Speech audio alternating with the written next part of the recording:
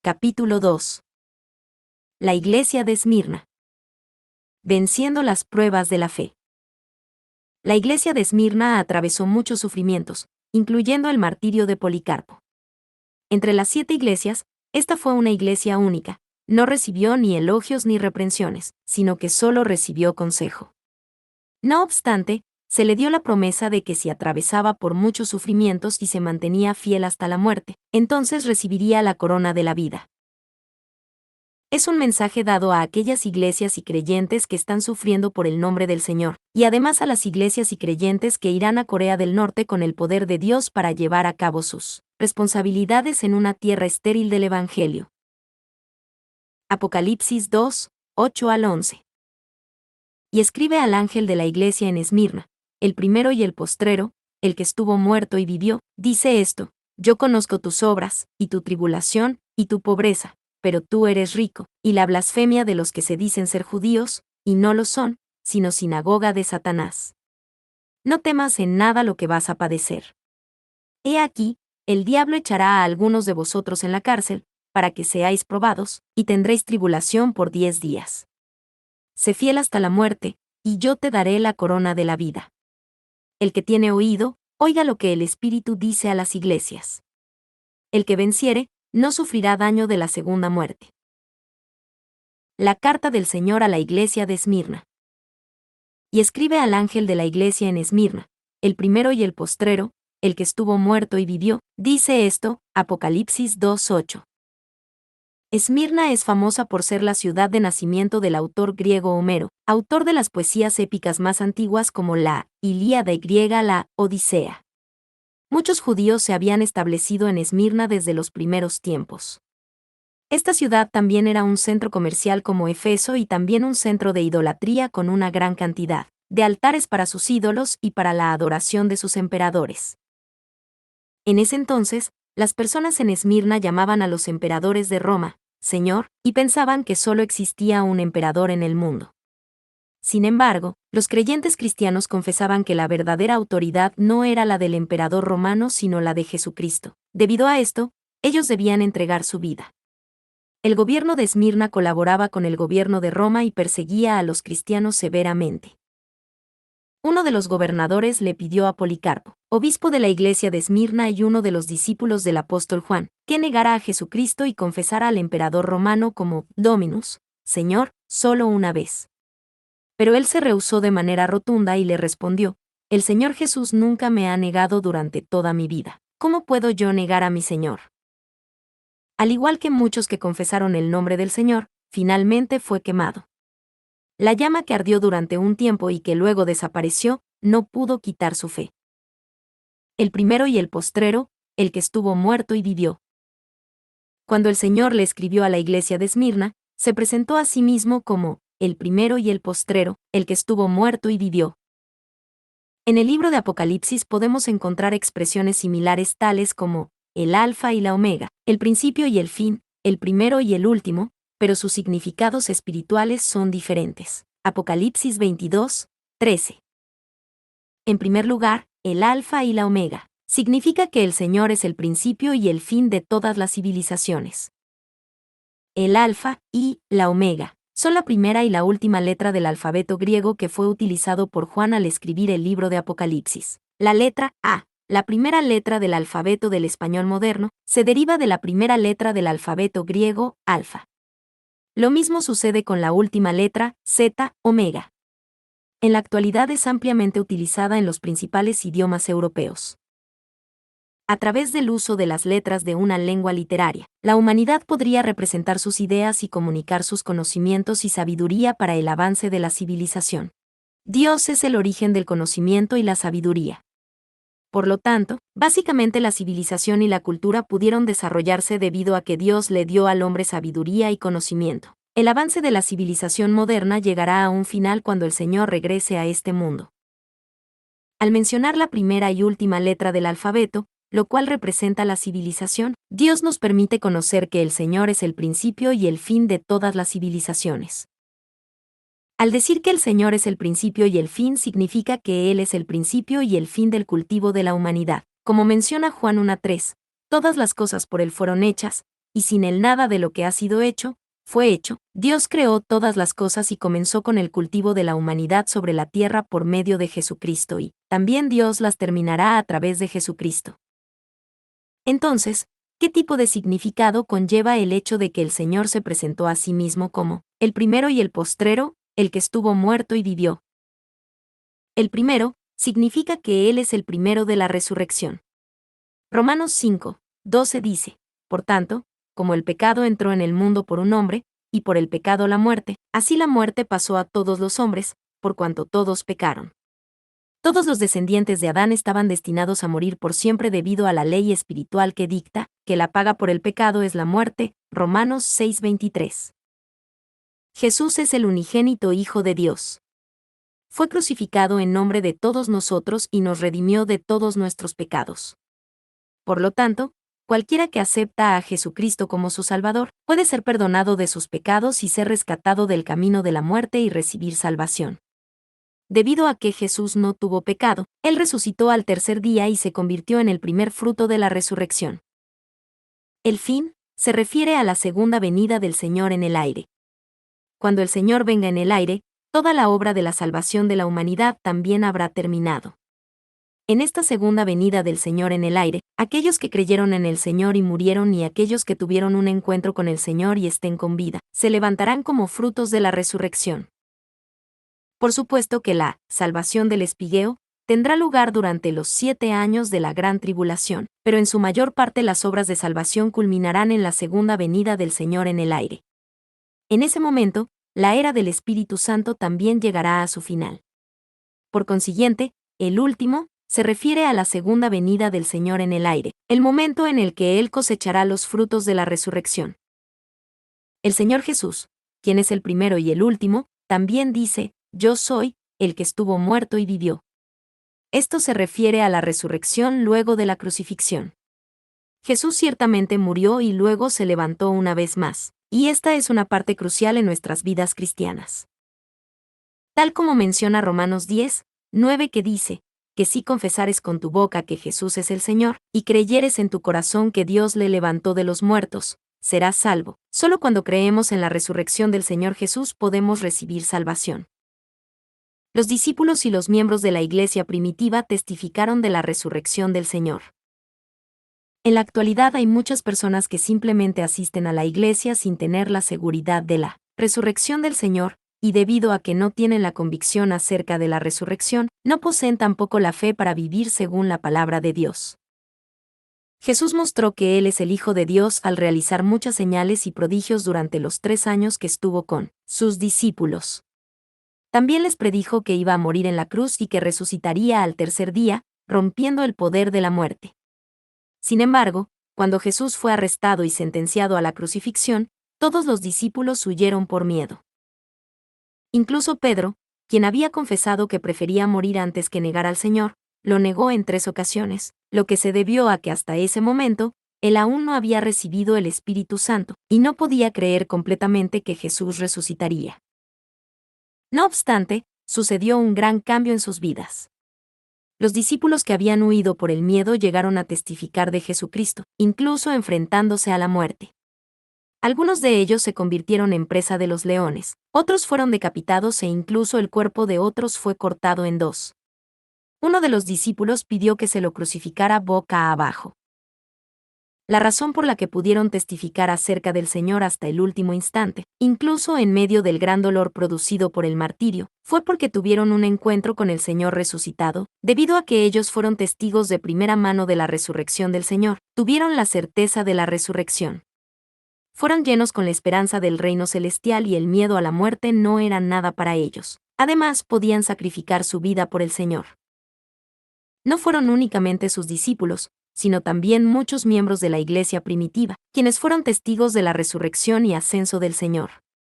También tuvieron la certeza de la resurrección y la esperanza. Debido a que sacrificaron sus vidas, el cristianismo se pudo propagar con mucha rapidez, a pesar de la severa persecución del Imperio Romano, que finalmente se convirtió en un Estado cristiano. Bajo esta severa persecución, si no hubieran visto y creído en la resurrección del Señor, ¿cómo habrían sido capaces de mantener su fe hasta el final?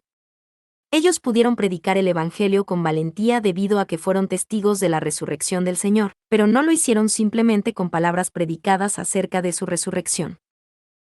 En Marcos 16:20 leemos, y ellos, saliendo, predicaron en todas partes, ayudándoles el Señor y confirmando la palabra con las señales que la seguían. Amén. Debido a que sucedieron señales y prodigios que no eran posibles mediante el poder humano, las personas pudieron creer sus palabras. La historia del mundo testifica de la resurrección del Señor. La historia da testimonio de que Jesús sí existió. La historia del mundo es en gran parte separada en A.C., antes de Cristo, y D.C., después de Cristo, en el año de nuestro Señor. Con solo mirar el hecho de que el curso de la historia humana está en gran parte separado en el tiempo antes y después del nacimiento de Jesús, es un hecho real que Jesús vino a este mundo. Además, junto con el nacimiento de Jesús, la historia de Israel prueba la crucifixión y resurrección de Jesús. Israel, en el tiempo del nacimiento de Jesús, se encontraba bajo el dominio de los romanos, y la documentación histórica del nacimiento de Jesús y la resurrección también fue registrada. El gobernador Pilato, quien sentenció a Jesús a la crucifixión, registró detalladamente los asuntos destacados acerca de este incidente y envió su reporte al emperador romano. Este reporte permanece en el Museo Santa Sofía en la ciudad de Estambul, Turquía. Incluso con algunos hechos podemos creer que la resurrección de Jesús fue una realidad y así tener la certera esperanza de la resurrección. El mensaje dado a la iglesia de Esmirna es también entregado a las iglesias y creyentes que se encuentran en situaciones similares como la iglesia de Esmirna. Casos actuales comprendidos en las palabras dadas a la iglesia de Esmirna. El mensaje a la iglesia de Esmirna es para aquellos que van hacia los países donde el evangelio es prohibido, en especial para aquellos que se dirijan hacia Corea del Norte y realicen poderosas obras de Dios. Ya son más de 50 años desde que estalló la Guerra de Corea, pero hay muchos coreanos del norte o del sur que todavía tienen a sus padres, hermanos y otros familiares en el otro lado de Corea. El apóstol Pablo tuvo la pasión para salvar a su pueblo, como lo confiesa en Romanos 9:3 que dice, porque deseara yo mismo ser anatema, separado de Cristo, por amor a mis hermanos, los que son mis parientes según la carne. Esto sucedió porque él conocía el corazón ardiente de Dios hacia su pueblo escogido, y también porque Pablo tenía un ardiente amor y fervor por su pueblo. De la misma manera, cuando se abra el camino para las misiones en Corea del Norte, los coreanos del sur tendrán un extraordinario fervor por Corea del Norte. Muchos misioneros y obreros ingresarán a Corea del Norte para predicar el Evangelio. Cuando realmente vayan allá, quizás se enfrenten con más dificultades económicas u otras situaciones más difíciles de las que habían pensado anteriormente. No solo persecuciones, pero quizás tengan que enfrentar incluso el martirio. Mientras transcurra el tiempo, la persecución se volverá peor. Los misioneros tendrán que preocuparse acerca de quedarse allí o regresar hacia el sur. Pero en cualquier tipo de situación, si ellos poseen la riqueza en su corazón, las circunstancias no les importarán. En este caso, tener riqueza en su corazón significa que están llenos con la esperanza del reino de los cielos. Ellos están llenos de fe y del Espíritu y anhelan las recompensas que se les entregará en el reino de los cielos. Como menciona 2 de Corintios 6:10, como entristecidos, más siempre gozosos, como pobres, más enriqueciendo a muchos, como no teniendo nada, más poseyéndolo todo. Cuando poseen la riqueza en su corazón dada por Dios, pueden cumplir completamente con la voluntad de Dios y su providencia. Los sufrimientos en una tierra estéril del Evangelio. Aún entre los misioneros en Corea del Norte, habrá personas que perturben las obras de Dios.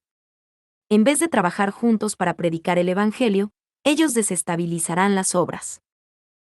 Los sumos sacerdotes. Los sacerdotes y escribas en los tiempos de Jesús estaban celosos de Jesús porque él manifestaba asombrosas señales y prodigios, y predicaba el Evangelio del reino celestial.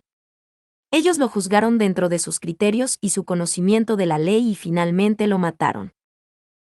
De igual manera, habrá personas como estas en Corea del Norte.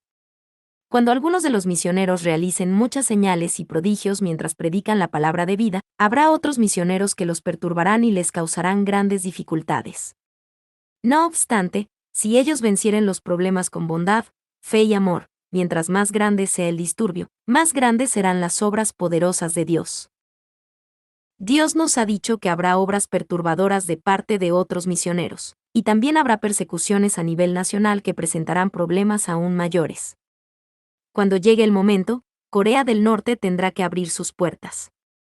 En ese momento, muchas personas ingresarán a Corea del Norte con la visión de evangelizar.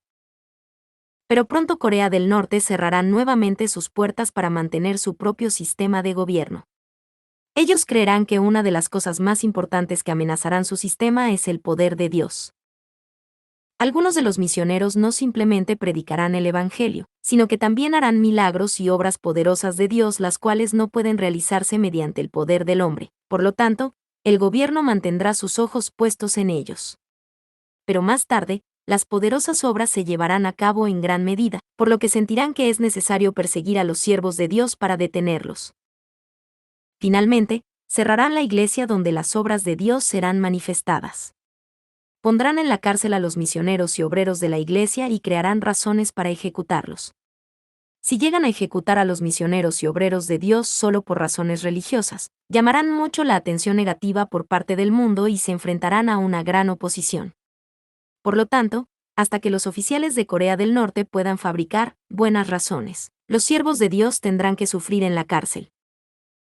Apocalipsis 2:10 dice: no temas en nada lo que vas a padecer. He aquí, el diablo echará a algunos de vosotros en la cárcel, para que seáis probados, y tendréis tribulación por 10 días. Sé fiel hasta la muerte, y yo te daré la corona de la vida. Esto significa que literalmente sufrirán durante 10 días en la cárcel.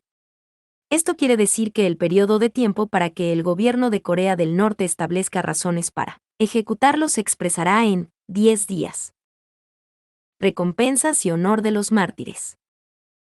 Los norcoreanos verán estos mártires y muchos de ellos predicarán el Evangelio con el espíritu de un mártir.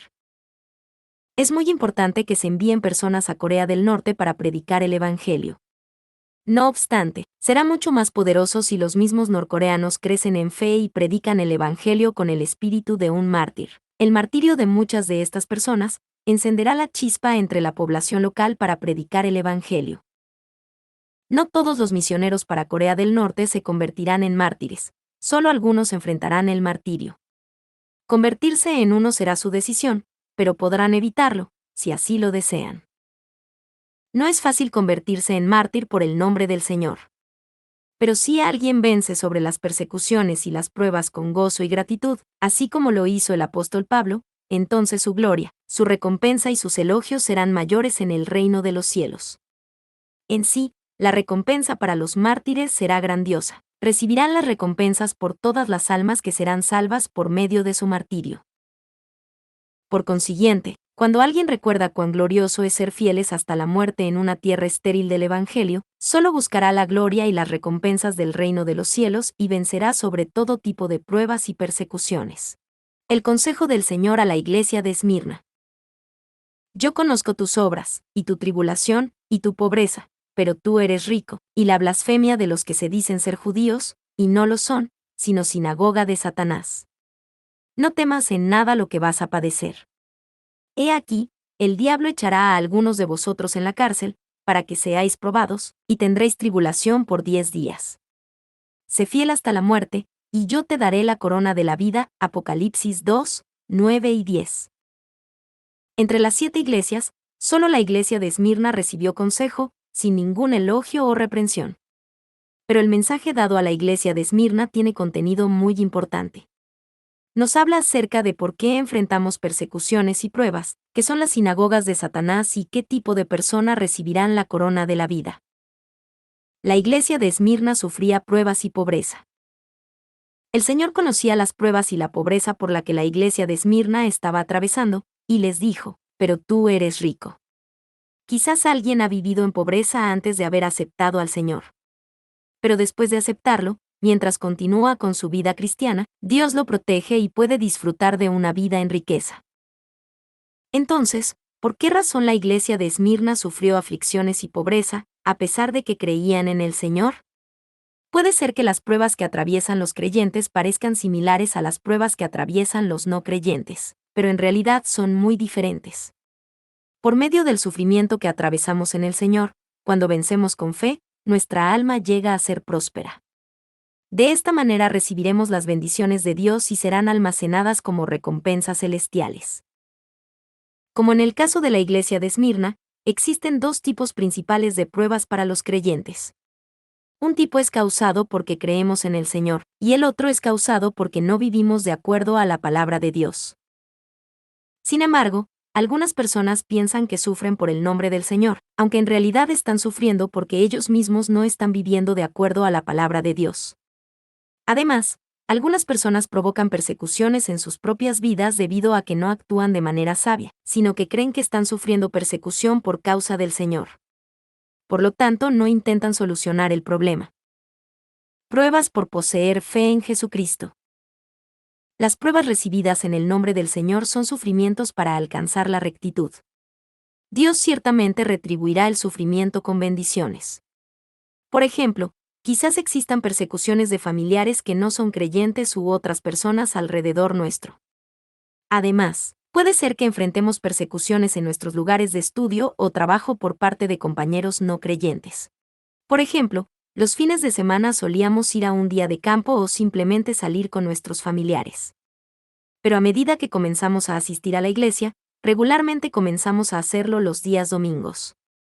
Como resultado de ello, los miembros de nuestra familia quizás se sientan de alguna manera ofendidos y comiencen a causarnos persecuciones. En este tipo de situaciones, si nosotros mostramos nuestro amor por aquellas personas y les servimos, eventualmente Dios tocará sus corazones para aceptar el Evangelio y, de esta manera, naturalmente desaparecerán las persecuciones. Por otra parte, si aún seguimos experimentando tales persecuciones luego de vivir como cristianos durante muchos años, entonces debemos examinar si es que nosotros mismos estamos causando las persecuciones por falta de sabiduría. Puede ser que estemos llenos del Espíritu, pero a veces perdemos el control y hablamos de manera imprudente o hacemos algo que no es muy sabio, lo que provoca una reacción adversa de los miembros de nuestra familia. Si nosotros somos tan solo un poco más sabios, podemos evitar sufrir persecuciones por parte de los miembros de nuestra familia. Incluso cuando este tipo de persecuciones han desaparecido, puede ser que exista otro tipo de persecuciones que los hombres de Dios pueden recibir. Moisés, Elías, Jeremías, Isaías y otros profetas, el apóstol Pablo, Pedro y Juan amaron mucho a Dios y fueron amados en gran manera por parte de Él. Sin embargo, cada uno de ellos sufrió persecuciones por causa del Señor, el reino de Dios y por otras almas, y de manera voluntaria soportaron cada una de ellas. Mateo 5, 11 y 12 dice: Bienaventurados sois cuando por mi causa os vituperen y os persigan, y digan toda clase de mal contra vosotros, mintiendo. Gozaos y alegraos, porque vuestro galardón es grande en los cielos, porque así persiguieron a los profetas que fueron antes de vosotros. Como mencionan estos versos, debido a que pusieron sus ojos en los galardones celestiales, no sintieron ningún tipo de dificultad ni tampoco timidez, pena o vergüenza, sino que, al contrario, sintieron gozo. Pruebas causadas por las acusaciones de Satanás por no vivir de acuerdo a la palabra. Podemos también sufrir pruebas debido a que no estamos viviendo dentro de la verdad y la palabra de Dios. Por causa de ello, Satanás nos acusa. Cuando aceptamos a Jesucristo como nuestro Salvador y llegamos a ser hijos de Dios, nos convertimos en ciudadanos del reino de los cielos. Filipenses 3, 20. A partir de ese momento, debemos obedecer la ley del reino de los cielos como uno de sus ciudadanos. Solo de esta manera seremos protegidos y recibiremos abundantes bendiciones. Por el contrario, si nosotros quebrantamos la ley de Dios, entonces el enemigo diablo nos acusará. Desde el punto de vista del diablo, solíamos ser sus hijos, pero desde que aceptamos al Señor y nos convertimos en hijos de Dios, hace todo lo posible para llevarnos de vuelta a su lado. Es por ello que cada vez que tiene algo por lo cual acusarnos, intenta hacerlo para traer sobre nuestras vidas persecuciones y pruebas. Entre aquellos que están sufriendo por esta razón, algunas personas malinterpretan que Dios les está haciendo pasar un mal momento.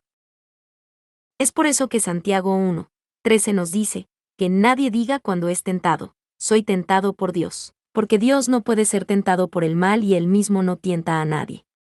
Como menciona este verso, Dios no nos da pruebas o dificultades. La razón por la cual las personas siguen sufriendo persecuciones y pruebas es porque son tentadas por sus propios deseos. Santiago 1:14. Quebrantan la ley de Dios y cometen pecados. Además, si nosotros en este mundo quebrantamos sus leyes, recibiremos un castigo. De igual manera, cuando quebrantamos la ley de Dios, recibimos una retribución de acuerdo a ello. Debido a que Dios es justo, Él no puede protegernos de las acusaciones de Satanás el momento que cometemos pecados, aunque somos sus hijos. Después de todo, es el enemigo diablo el que trae persecuciones y pruebas sobre nosotros, pero es también el amor de Dios el que permite que tales acusaciones ocurran. Santiago 1:15 dice, entonces la concupiscencia, después que ha concebido, da a luz el pecado, y el pecado, siendo consumado, da a luz la muerte. En Romanos 6:23 leemos, porque la paga del pecado es muerte, mas la dádiva de Dios es vida eterna en Cristo Jesús Señor nuestro. Por lo tanto, si Dios permite que sus hijos hagan lo que quieran mientras van por el camino de la muerte, ¿qué les sucederá a ellos? Dios desea que sus hijos que están yendo por el camino de la muerte salgan de allí, incluso a través del castigo, si esa es la mejor manera. Dios permite que las persecuciones y pruebas recaigan sobre sus hijos por medio de las acusaciones de Satanás. Acerca de este amor de Dios, Hebreos 12:5 y 6 nos dice, y habéis ya olvidado la exhortación que como a hijos se os dirige, diciendo, Hijo mío, no menosprecies la disciplina del Señor, ni desmayes cuando eres reprendido por Él, porque el Señor al que ama, disciplina, y azota a todo el que recibe por hijo. Por consiguiente, si estamos atravesando cualquier tipo de sufrimiento, debemos examinar primeramente cuál es la causa de ello. Si es que ha sido causado por nuestro propio error, debemos rápidamente arrepentirnos y cambiar para volvernos nuevamente hacia la bendición del Señor. Causa de la pobreza. La iglesia de Esmirna no solo sufría de pruebas, sino también de pobreza. Mientras llegamos a creer en Dios y acercarnos al Señor, podemos recibir bendiciones de salud y riquezas, así como prospera nuestra alma. Pero a veces los creyentes pueden sufrir de pobreza, como es el caso de la iglesia de Esmirna. Aunque nosotros quizás trabajemos más arduamente que cuando no creíamos en el Señor, puede ser que enfrentemos persecuciones en nuestro lugar de trabajo o que seamos tratados de manera injusta. Debido a que no podemos guardar el día del Señor como día santo trabajando para nuestra empresa en la actualidad, quizás tengamos que renunciar o ir a trabajar a otro lado. Debido a algo como esto, puede ser que enfrentemos dificultades financieras. Pero ya que esto es causado por la fe en el Señor, no será por mucho tiempo. Aunque las demás personas sigan causando persecución, si nosotros lo tratamos con bondad en todo tiempo, esta persona también se someterá. Finalmente, el Señor nos devolverá bendiciones desbordantes. Aparte de esto, hay pobreza que se sufre por la propia voluntad de las personas. Supongamos que estamos en condiciones de disfrutar de muchas cosas. Pero ya que amamos a Dios, no gastamos el dinero en nosotros mismos sino solo para el reino de Dios. De manera voluntaria ponemos nuestras vidas en una situación de pobreza impuesta por nosotros mismos, con gratitud. ¿Cómo puede Dios simplemente permitir que ese tipo de personas permanezcan en dicha situación? Dios nos recompensará con una gran cantidad de recompensas en el cielo. Incluso, sobre la tierra, hará que nuestra alma prospere y nos dará salud. Por lo tanto, en realidad somos ricos. Pero tú eres rico. En 2 de Corintios 8:9 leemos, porque ya conocéis la gracia de nuestro Señor Jesucristo, que por amor a vosotros se hizo pobre, siendo rico, para que vosotros con su pobreza fueseis enriquecidos. Jesús es el Hijo de Dios y todas las riquezas le pertenecen a Él. No obstante, Él nació en un establo y fue acostado sobre un pesebre. Mientras vivió en este mundo, a veces tuvo hambre y, en otras ocasiones, no tuvo dónde reposar su cabeza y durmió en el desierto. Lo hizo para redimirnos de nuestra pobreza. Por consiguiente, nosotros que creemos en el Señor no tenemos que ser pobres, sino que debemos darle a Dios la gloria por la riqueza que poseemos. Esto no significa que todos los hijos de Dios serán ricos incondicionalmente. Como está escrito en Deuteronomio 28, debemos escuchar su palabra y guardar sus mandamientos para poder ser ricos. Acontecerá que si oyeres atentamente la voz de Jehová tu Dios, para guardar y poner por obra todos sus mandamientos que yo te prescribo hoy, también Jehová tu Dios te exaltará sobre todas las naciones de la tierra. Y vendrán sobre ti todas estas bendiciones, y te alcanzarán, si oyeres la voz de Jehová tu Dios. Bendito serás tú en la ciudad, y bendito tú en el campo. Bendito el fruto de tu vientre, el fruto de tu tierra, el fruto de tus bestias, la cría de tus vacas y los rebaños de tus ovejas. Benditas serán tu canasta y tu arteza de amasar. Bendito serás en tu entrar, y bendito en tu salir. Deuteronomio 28, 1 al 6. Si nosotros verdaderamente vivimos por la palabra de Dios y actuamos en la luz, no enfrentaremos pruebas ni persecuciones. Y aunque las enfrentemos, se apartarán de nuestras vidas rápidamente. Sobre todas las cosas, el eterno reino celestial está listo para los hijos de Dios que son salvos. Además, mientras nuestra alma prospera, todo nos saldrá bien, incluso en este mundo. Por lo tanto, somos más ricos que otras personas. Los que se dicen ser judíos, y no lo son. Históricamente muchos judíos se asentaron en Esmirna. Ellos colaboraron con el gobierno romano y mataron a muchos cristianos. Originalmente, los judíos son los elegidos por Dios. Pero en el tiempo de Jesús, fueron ellos los que no reconocieron a Jesús como el Hijo de Dios y fueron quienes lo persiguieron. El sumo sacerdote, los sacerdotes y los escribas, quienes eran los líderes entre los judíos, estuvieron celosos de Jesús debido a que él realizaba obras del poder de Dios y predicaba el Evangelio del reino de los cielos. Ellos juzgaron y condenaron a Jesús con los criterios de su conocimiento de la ley, y finalmente lo crucificaron. Incluso en la actualidad, entre los creyentes en el Señor existen personas que perturban las obras de Dios.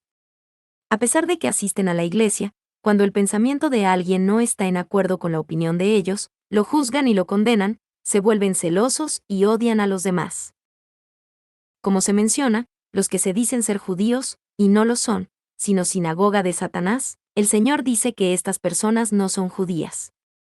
Es decir, no pueden ser llamados hijos de Dios. Aquí encontramos que por fuera quizás aparenten poseer fe y tener bondad. Pero si Dios no reconoce la fe de ellos y su forma de bondad, todo es inútil. Incluso si persisten en decir que son hijos de Dios, si sus palabras y acciones no son las de un hijo de Dios, son solo aquellos que dicen ser judíos pero en realidad no lo son. Todas estas cosas serán reveladas en el día del juicio final. De hecho, no debemos esperar hasta que llegue el juicio final.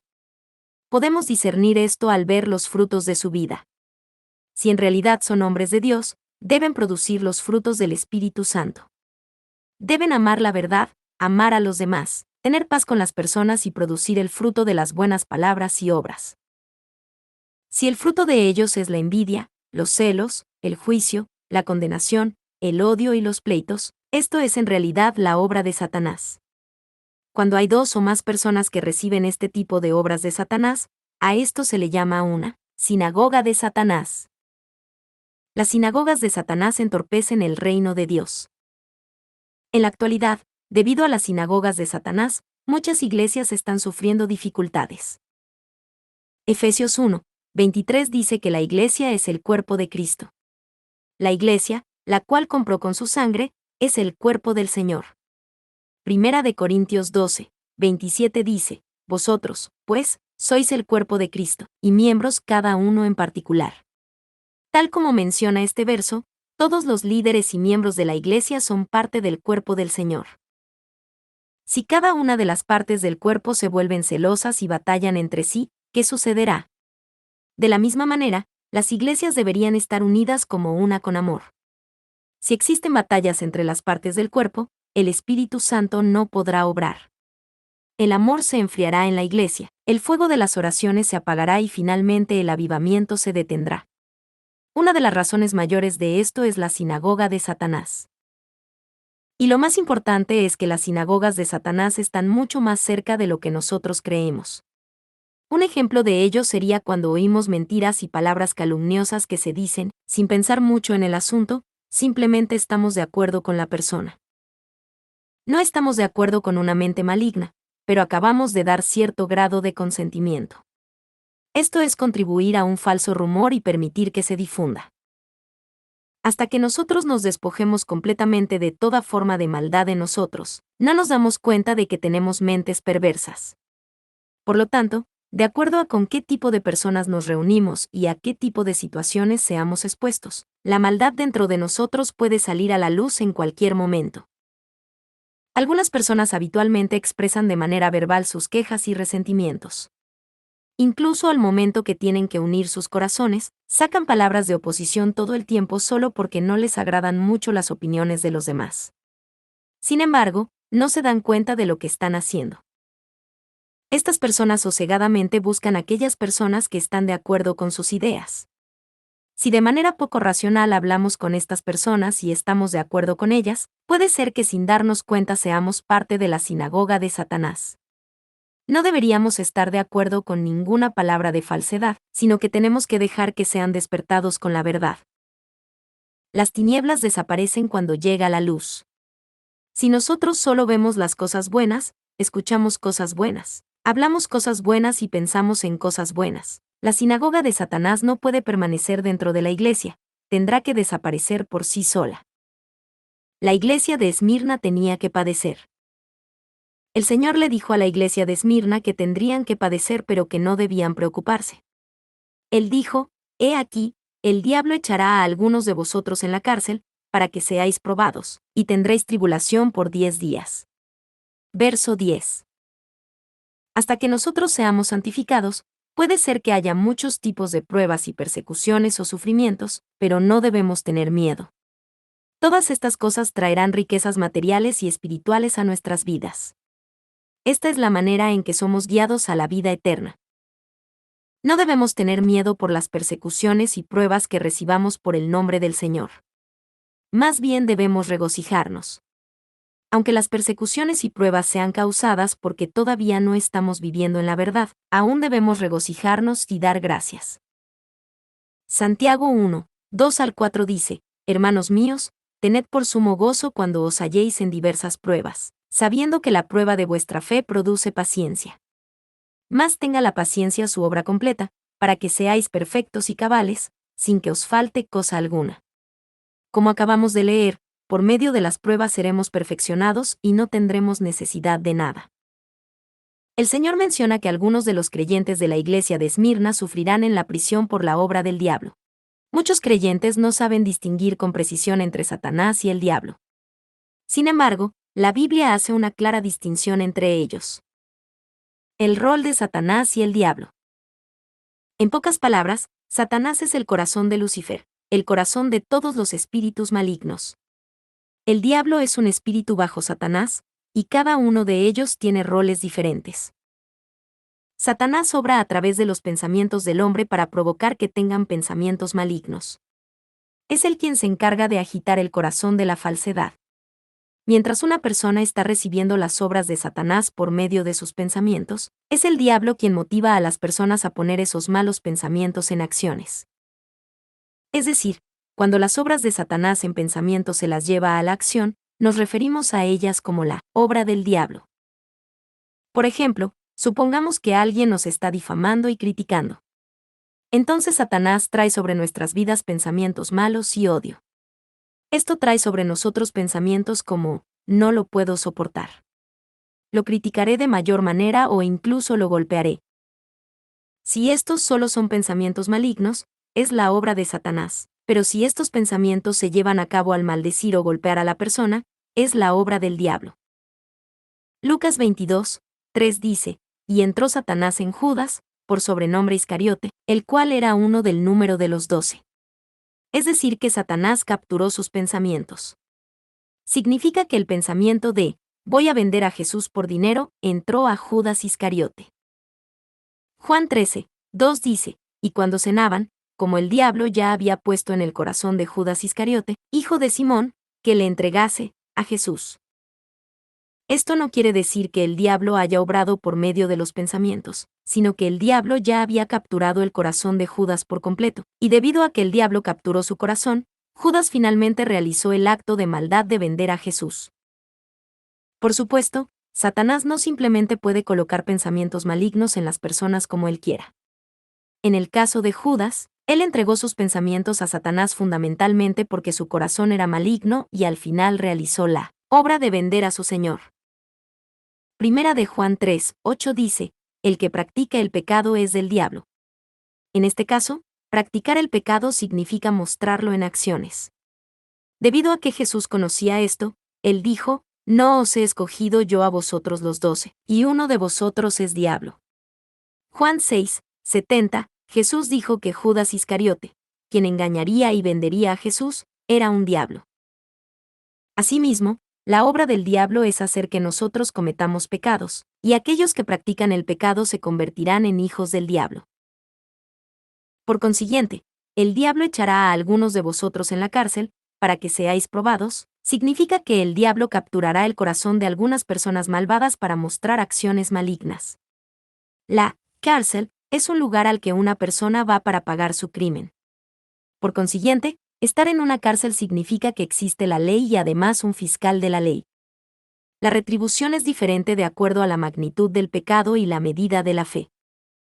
Incluso en este mundo existe la ley, y somos juzgados de acuerdo a la seriedad del pecado.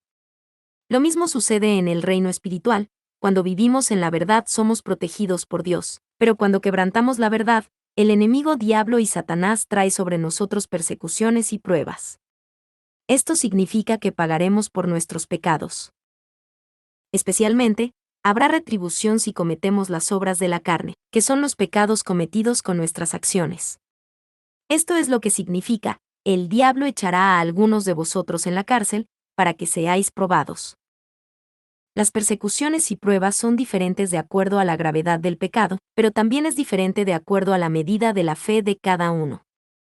Incluso por el mismo pecado, el castigo será distinto para personas diferentes con distintas medidas de fe. Lucas 12, 47 y 48 dice, aquel siervo que conociendo la voluntad de su Señor, no se preparó, ni hizo conforme a su voluntad, recibirá muchos azotes. Mas el que sin conocerla hizo cosas dignas de azotes, será azotado poco, porque a todo aquel a quien se haya dado mucho, mucho se le demandará, y al que mucho se le haya confiado, más se le pedirá. A todo aquel a quien se haya dado mucho, significa aquellos que poseen una fe mayor. Por otra parte, aquellos que no conocen bien la voluntad del amo, son personas de poca fe. Dios demandará más de aquellos que conocen la voluntad del amo, pero no actúan, es decir, aquellos que poseen una mayor medida de fe, pero no siguen la voluntad de Dios. Santiago 3, 1 dice, hermanos míos, no os hagáis maestros muchos de vosotros, sabiendo que recibiremos mayor condenación. Si poseemos mayor fe que los demás y nos convertimos en maestros, obviamente debemos vivir por la palabra de Dios. De lo contrario, puede ser que enfrentemos persecuciones y pruebas, y la magnitud de las pruebas será diferente de acuerdo a la medida de nuestra fe. En algunos casos las pruebas se acabarán tan pronto como nos arrepintamos y cambiemos. En otros casos, incluso luego de arrepentirnos, habrá una retribución. En el caso del rey David, quien fue un hombre conforme al corazón de Dios, él tomó la esposa de uno de sus subordinados más leales y luego lo colocó en la primera línea de la batalla, para matarlo. Debido a esto, incluso luego de arrepentirse, él tuvo que enfrentar grandes dificultades. Es decir, tuvo que huir de su propio hijo Absalón. Por esto él sufrió mucha tristeza. Debido a que su fe era grande, también su castigo fue grande. Los 10 días significan todos estos tipos de persecuciones y pruebas. El número 10 es el número completo del sistema decimal, significa todo tipo. Por consiguiente, la prueba por 10 días simboliza todos los tipos de pruebas por las cuales podemos atravesar sobre la tierra. ¿Cómo salir de las pruebas? La Biblia contiene todas las maneras para poder recibir bendiciones o sufrir persecuciones y pruebas. Algunos creyentes dicen poseer fe. Sin embargo, siguen cometiendo pecados y no guardan el día del Señor por completo, o no dan todos los diezmos, lo cual es básico para llevar la vida cristiana. Por lo tanto, llegan a sufrir de varias persecuciones y pruebas. Por supuesto, no es que vamos a ser protegidos de todo esto solo por guardar el día del Señor y dar los diezmos. En el caso de los nuevos creyentes que acaban de llegar a la fe cristiana, cuando guardan el día del Señor como día santo y dan el diezmo, Dios lo considera como fe y los protege. Pero en el caso de aquellas personas que están supuestas a poseer una considerable medida de fe, es diferente. Mientras la fe de ellos crece, deben mostrar obras perfectas. A medida que su fe crece, ocurrirán pruebas y refinamientos para guiarlos hacia una fe mayor. Por lo tanto, deben permanecer en la verdad de una manera más completa. No debemos decir ninguna palabra de falsedad que puede permitir que Satanás nos acuse. Debemos intentar tener paz y santidad con todas las personas. Esto se debe a que, como nuestra fe crece, Satanás intentará acusarnos aún de las cosas más insignificantes para perturbarnos. Por sobre todas las cosas, lo más importante es que tenemos que arrepentirnos de nuestros pecados y derribar el muro de pecado entre Dios y nosotros. Luego debemos apartarnos y trabajar fielmente por el reino de Dios. Él quiere no solo una fidelidad carnal, sino la fidelidad espiritual. Cuando Jesús dijo a la iglesia de Esmirna que sea fiel hasta la muerte, no se trató solo de la fidelidad de renunciar a la vida física, pero también es la fidelidad espiritual. ¿Qué significa entonces ser fiel hasta la muerte? Ser fiel hasta la muerte implica la fe para morir como mártir. Por ejemplo, si un ministro es fiel al rey de su país, significa que puede dar su vida por el rey y por su país. Del mismo modo, ser fiel en el reino de Dios es estar dispuesto a dar incluso nuestras vidas. Es también esforzarse con la fe para morir como un mártir. Pero no debemos pensar que esto se trata únicamente del martirio físico, de la entrega de nuestra vida física. Lo más importante es nuestro martirio espiritual. El martirio espiritual implica el sufrimiento contra todo pecado y forma de maldad, abstenerse de estas cosas y no comprometerse con el mundo para poder amar y complacer a Dios. Asimismo, si luchamos contra todo pecado y nos abstenemos de él, no tendremos ego ni egoísmo en nosotros. Únicamente la palabra de Dios, la verdad, vivirá en nosotros y podremos guardar las palabras de los 66 libros de la Biblia. Tal como lo confesó el apóstol Pablo en 1 Corintios 15, 31, diciendo, cada día muero. Si nuestro ego muere por completo y nos abstenemos de toda forma de maldad, entonces podremos cumplir todas nuestras responsabilidades con fidelidad y lograremos orar con lágrimas y amor por las almas que están muriendo. La fidelidad espiritual es para que nosotros santifiquemos nuestro corazón y cumplamos nuestras responsabilidades, entregando nuestra vida desde el fondo de un corazón santo. Actualmente parece que no estamos en una situación en la que mostramos nuestra fe para morir como mártires y, quizás pensemos que no tenemos una oportunidad para examinar si tenemos o no tenemos esta fe. Esto se debe a que no estamos predicando el Evangelio en un estado comunista o con fuerte dominio del Islam. Pero no es así. Dios nos permite examinar si tenemos la fe para morir como mártires al dejarnos atravesar el tipo de situaciones que son similares a la realidad de convertirnos en mártires. Claro está que, si nuestra fe no es capaz de superar este tipo de prueba, no la enfrentaremos en primer lugar. En Santiago 1, 12 leemos, Bienaventurado el varón que soporta la tentación, porque cuando haya resistido la prueba, recibirá la corona de vida, que Dios ha prometido a los que le aman. Es decir, la corona de vida no se entregará a cualquiera, sino solo a aquellos que han resistido las pruebas y son reconocidos por Dios. No significa que debemos ser reconocidos por Dios tras resistir una prueba solamente. Solo los que están completamente santificados se levantan sobre la roca de la fe y tienen un corazón que jamás cambia. Estas son las personas que nunca tiemblan con una mente inconstante ante cualquier tipo de situación. La corona de vida que se recibe si se es fiel hasta la muerte. La corona de vida se recibe si se soporta todo tipo de persecuciones y pruebas y si se es fiel hasta la muerte. En realidad, se les otorga a aquellos que van al tercer reino de los cielos entre las diferentes moradas del reino celestial. Para entender esto tendremos que examinar brevemente las diferentes moradas que se otorgan a la gente con diversas medidas de fe. Supongamos que hay una persona que apenas tiene la fe suficiente para alcanzar la salvación y otra persona que ha sido fiel hasta la muerte. ¿Qué pasaría si se trata de igual forma a ambas personas en el reino celestial? No sería justo. Por consiguiente, Dios otorga diferentes moradas celestiales y recompensas de acuerdo a cuanto hemos vivido según la palabra de Dios en este mundo. Primero están los que apenas reciben salvación con dificultad, que entrarán en el paraíso y no recibirán ninguna corona. Apenas han tenido la fe para recibir salvación, pero no han acumulado recompensas celestiales en este mundo. Luego están aquellos que entran al primer reino de los cielos y que recibirán la corona incorruptible, mencionada en 1 Corintios 9, 25. Estos han tenido la fe para tratar de vivir según la palabra de Dios y se controlaron para no tomar parte de las cosas perecederas y carnales de este mundo. Es por esto que recibirán la corona incorruptible. Los que vayan al segundo reino de los cielos recibirán la corona de gloria, 1 Pedro 5, 4. Debido a que han vivido una vida que ha glorificado a Dios, recibirán la corona de gloria.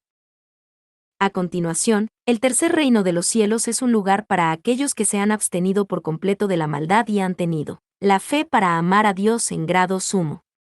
Estas personas recibirán la corona de vida, la cual se prometió también, bajo ciertas condiciones, a la iglesia de Esmirna. Por último, encontramos a aquellos que no solo se han santificado por completo, sino que también han sido fieles en toda la casa de Dios y que recibirán la corona de oro, Apocalipsis 4:4, y la corona de justicia, 2 de Timoteo 4:8. Además de estas, hay muchos tipos de coronas en el cielo que serán otorgadas a cada persona de acuerdo a lo que ha hecho. En Romanos 8:35 dice: ¿Quién nos separará del amor de Cristo? Tribulación, o angustia, o persecución, o hambre, o desnudez, o peligro, o espada. Si tenemos un amor apasionado y ardiente por el Señor al igual que el apóstol Pablo, entonces podremos ser fieles al punto de morir por la iglesia, el cuerpo del Señor. Es más, iremos a niveles más profundos de espíritu para recibir el amor de Dios y darle a Él la gloria en gran manera. La promesa del Señor a la iglesia de Esmirna. El que tiene oído, oiga lo que el Espíritu dice a las iglesias. El que venciere, no sufrirá daño de la segunda muerte, Apocalipsis 2:11. Los creyentes en la iglesia de Esmirna habían sufrido y sufrirían por el nombre del Señor, pero Él no los consoló diciendo: conozco tus sufrimientos. Soporta solo un poco más. Más bien les aconsejó que fueran incluso más fieles, incluso al punto de morir. Esto fue para poder darles mayores bendiciones y más recompensas. Todos los sufrimientos y pruebas que enfrentó la iglesia de Esmirna ciertamente serían bendiciones y recompensas para ellos. No obstante, con solo soportar las persecuciones y pruebas, en realidad no podemos ser dignos de elogios ante Dios. Seremos elogiados por Él únicamente cuando hagamos las cosas sobrepasando lo que se supone que debemos hacer. Es decir, es natural que un hijo de Dios sufra pruebas y persecuciones por el nombre del Señor. Por tanto, en lugar de darles palabras de consuelo, el Señor les dijo que sean fieles al punto de la muerte, para que pudieran recibir mayores bendiciones y recompensas. Esta fue una expresión del amor de Dios. Debemos prestar atención a la palabra de Dios. A pesar de que Dios nos da su palabra de promesa, esta no nos será útil si no le prestamos atención. Como está escrito: mis ovejas oyen mi voz, y yo las conozco, y me siguen, Juan 10:27. Los hijos de Dios que han recibido el Espíritu Santo deben escuchar lo que Él les está diciendo. Es por ello que el Señor le dice a la iglesia de Esmirna: el que tiene oído, oiga lo que el Espíritu dice a las iglesias. Verso 11. No se refiere simplemente al oído físico con el que escuchamos sonidos, sino a que debemos poseer oídos espirituales para discernir la verdad y poder así escuchar la voz del Espíritu Santo, quien nos guía a la verdad y nos permite conocer el corazón y la voluntad de Dios. Solo de esta manera podremos entender el significado espiritual inmerso en la palabra de Dios que es predicada. Este tipo de oído espiritual se volverá más sensible en la medida en que nos abstengamos de la maldad de nuestros corazones. Por el contrario, mientras más maldad tengamos en nuestros corazones, nuestros oídos espirituales serán menos sensibles. Por ende, no podremos comprender la palabra de Dios cuando la escuchemos, y no podremos ser guiados por el Espíritu Santo. Sin embargo, es posible que tengamos un poco de maldad en el corazón y no podamos escuchar la voz del Espíritu Santo con claridad. Incluso en este caso, si simplemente obedecemos la palabra de Dios con un sí y amén, pronto alcanzaremos el nivel para escuchar la voz del Espíritu Santo con claridad. Luego tendremos la habilidad para discernir las cosas de acuerdo a la palabra de Dios para que de esta manera podamos vencer sobre todo tipo de pruebas, persecuciones y tentaciones. El que venciere, significa aquellos que luchan en contra y desechan los pecados y maldades con la palabra de Dios como lo mencionado anteriormente. El Señor dijo que este tipo de persona no sufrirá daños de la segunda muerte. Por lo tanto, ¿qué es la segunda muerte y qué significa sufrir daños de la segunda muerte? No sufrir daños de la segunda muerte. Cuando Dios llama a nuestro espíritu, nuestro cuerpo pronto cambia y se convierte en un cadáver frío. Luego de cierto tiempo, vuelve a ser un puñado de polvo. Cuando nuestra vida física termina de esta manera, es la primera muerte. La segunda muerte es cuando nuestro espíritu, el amo del hombre, es puesto en el fuego eterno del infierno. En el libro de Apocalipsis podemos observar que los nombres escritos en el libro de la vida pueden ser incluso borrados, y estas personas serán arrojadas al lago de fuego. Y vi a los muertos, grandes y pequeños, de pie ante Dios, y los libros fueron abiertos, y otro libro fue abierto, el cual es el libro de la vida, y fueron juzgados los muertos por las cosas que estaban escritas en los libros, según sus obras. Y el mar entregó los muertos que había en él, y la muerte y el Hades entregaron los muertos que había en ellos, y fueron juzgados cada uno según sus obras. Y la muerte y el Hades fueron lanzados al lago de fuego. Esta es la muerte segunda. Y el que no se halló inscrito en el libro de la vida fue lanzado al lago de fuego, Apocalipsis 20, 12 al 15. Aquellas personas que viven en falsedad y pecado, es decir, aquellos que no viven en la palabra de Dios y no han vencido, sufrirán de la segunda muerte. Ellos sufrirán por siempre en el fuego eterno del infierno. Pero aquellos que vivan por la palabra de Dios, aquellos que incluso no son conmovidos en persecuciones y pruebas, sino que han vencido, no sufrirán daños de la segunda muerte, sino que llegarán a la vida eterna. El Señor le dijo estas palabras a la iglesia de Esmirna debido a que Él no quiere que solo las personas que vayan a Corea del Norte, sino todos los lectores de su mensaje, triunfen sobre todas las pruebas, sean fieles al punto de morir y que reciban la corona de la vida. Además, el Señor nos dice que proclamemos a aquellos que no conocen la verdad y que están yendo por el camino de la muerte. A ellos debemos predicarles valientemente que no tengan miedo de las pruebas, sino que reciban la salvación al seguir la verdad. Este es un deber que se nos ha dado a cada uno de nosotros. Cualquier individuo o iglesia que cumple con su deber de manera fiel, recibirá las bendiciones de Dios y eternas recompensas celestiales. Aquí no debemos olvidar una cosa. En 1 de Timoteo 5, 22 nos dice, no impongas con ligereza las manos a ninguno, ni participes en pecados ajenos. Consérvate puro. No debemos ser perezosos al momento de purificar y santificar nuestras vidas.